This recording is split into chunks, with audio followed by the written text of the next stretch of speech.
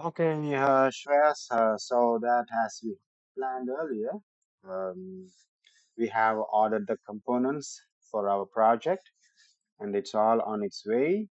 We believe that we may get it tomorrow and we can start constructing the circuit for you tomorrow itself or day after tomorrow. Okay. And meanwhile, as we have planned, we're gonna go through about the heart and its activity, kind of a biology and technical sessions. We just need to really understand how the heart works in order to mimic it as a project, right? So, heart, we already seen a couple of slides previously in some of our classes. How does the heart work and its vitality, and how does it is very important for us, right? So we will continue that one. So these slides reveals the electrical heart, kind of see, we have given you a nice and attractive titles like from marvel to measurements, because we really need to understand the signature of our body's most vital engine, which is a heart. We have only heart. Most probably you will be having two kidneys, two lungs. Most of the organs are two, but heart and brain we have one, right? So which means it is the only one which controls us entirely, right? Oh, yeah, Right. So this is kind of a mechanism or an overall idea about how heart works in a day. So once you look at it, see, you can see how many beats per day, right? So it's for an adult, right? So these amount of like 115,000 beats per day, right? So can you believe that? So it must beat that much amount in order to provide you the energy along with blood supply throughout the day in order to keep you energized, right? So if we have low amount of beats or higher amounts of beats from this level, which means we have issues with our heart. For example, if you have a very low amount of heartbeat, which reveals that we are not going to have enough amount of blood supply to our body, so that we are not going to have enough amount of oxygen and nutrition to us, to our entire inner organs. So we will feel dizzy, laziness to the end of the day. Laziness in the sense, not a normal one, we will feel anatomically, right? So it is kind of a bad condition. Or else, on the other hand, we will be having higher amount of heartbeats from this number, which means we are having some kind of issues from our hormonal levels. For example, you may have heard about thyroid issues for women or especially for men as well these days. Have you heard about that? The swollen of yeah, thyroid glands, right? So maybe, so if we have some thyroid issues, so thyroid is basically divided into two conditions like hyperthyroidism, hypothyroidism, which is low and high. So both conditions are going to affect your normal routines, right? So again, it depends, it decides the number of heartbeats, how should it work. So this slide reveals the exact mechanism or exact contribution of our heart per day. And energy driven to 20 miles, which means your heart creates this much energy in order to boost you for a day, right? So the energy your heart creates in a day is enough to drive a truck 20 miles. Can you believe that much amount of energy your heart generates and contributes to your body per day, right? So that's what we have given a nice topic, marvel to mission. So these are the marvels of your heart. You won't believe these things, but it happens inside you daily, See how many gallons of blood pumped daily. See, 2000 equivalent to 5000 to 6000 quarts. This volume circulates through your body about 1000 times a day, right? See how much things the heart is contributing to you. And twice a work of yeah, a sprinter's leg. See, sprinters, they are not normal people, so their body is tuned in such a way where they are having a high energy level than a normal man who doesn't do regular exercise, or who lives a normal life. So sprinters, they have tuned their body in such a way where they have instant energy and so much energized people. So similar to that, the heart works twice as hard as the leg muscles of a person sprinting.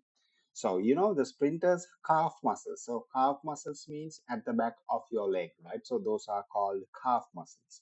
Sprinters, in their body, their calf muscles are evolved in such a way where it should produce instant energy whenever they run.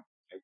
So similar to that, your heart body, your heart muscle is having the capability to produce that much amount of energy for you throughout the day. Right. So Yeah. these are kind of we just want you to understand the vital things of the heart, why it is very important, and why this ECG is really important to the medical world. So a network spinning twice around the globe, see, because the globe is huge, but we have the arteries and veins inside us, which is having the ability to throughout the world. You mean you can understand that we can measure the world by twice by using veins and arteries, right? So that's what we are saying.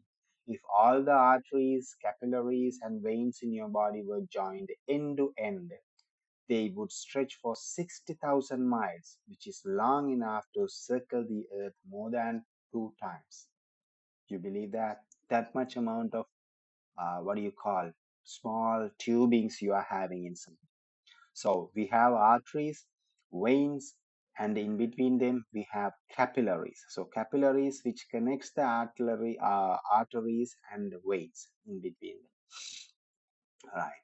So this network delivers oxygenated blood to every cell in your body with one exception, the cornea of your eyes, right? That's a different thing, right? So we are not going to touch that cornea of your eyes. That's a different anatomical structure. But generally, arteries are carrying the blood freshly from the heart, which means oxygenated blood, and veins, they are bringing the deoxygenated blood, which means the wastage blood, to the heart for the purification purposes, right? So heart does the purification processes by with the help of lungs and kidneys, right? So we are not going to touch that because that's out of your concern.